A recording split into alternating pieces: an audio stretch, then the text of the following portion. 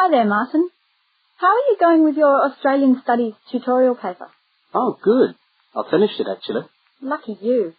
What did you do it on? I'm still trying to find an interesting topic. Well, after some consideration, I decided to look at the history of banana growing in Australia. Banana growing? Yeah, banana growing. Fascinating, I'm sure. Well, it's not as boring as you'd think. And I wanted to tie it into the work I've been doing on primary industries and the economy. Anyway, I bet there are a few things you didn't know about bananas. Such as? Such as the fact that bananas were among the first plants ever to be domesticated. Oh, really? Yeah, they're an extremely nourishing food. I suppose you're going to tell me the whole history of banana growing now, aren't you? Well, it'll be a good practice run for my tutorial next week. I'll do the same for you sometime. Okay, fire away. So where were these bananas first domesticated? According to my research, the Cavendish banana, which is a type of banana, and the first type to be cultivated here, actually originated in China, but they had a fairly roundabout route before they got to Australia. You mean they didn't go straight from China to Australia? No, they didn't. It seems that in 1826, bananas were taken from South China to England. I suppose they'd have made a welcome addition to the English diet. Yes, I'm sure. Well, apparently there was an English duke who was particularly fond of bananas, and he used to cultivate them in his hothouse, which is where you have to grow them in England, of course, because of the cool climate. And they became quite popular in the UK. So he was the one responsible for cultivating the Cavendish banana, which was then introduced into Australia. I see, and we've been growing them ever since. Yeah. Are they hard to grow? Well, yes and no. To grow them in your garden, no, not really. But to grow them commercially, you need to know what you're doing. You see, you only get one bunch of bananas per tree, and it can take up to 3 years for a tree to bear fruit if you don't do anything special to it.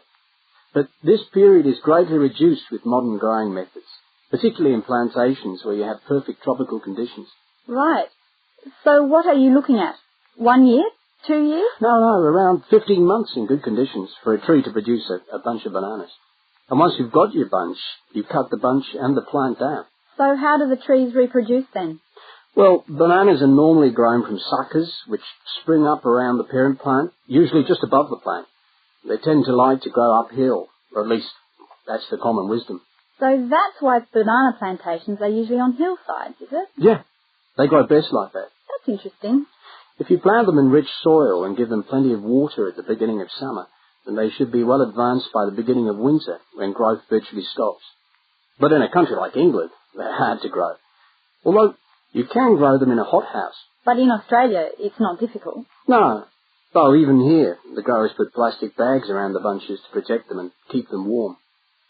If you go up to the banana growing districts, you'll see all these banana trees with plastic bags on them. But how do they stop the bananas going bad before they reach the shops? Well, the banana bunches are picked well before the fruit's ripe. Once you cut the bunch, the bananas stop growing, but they do continue to ripen.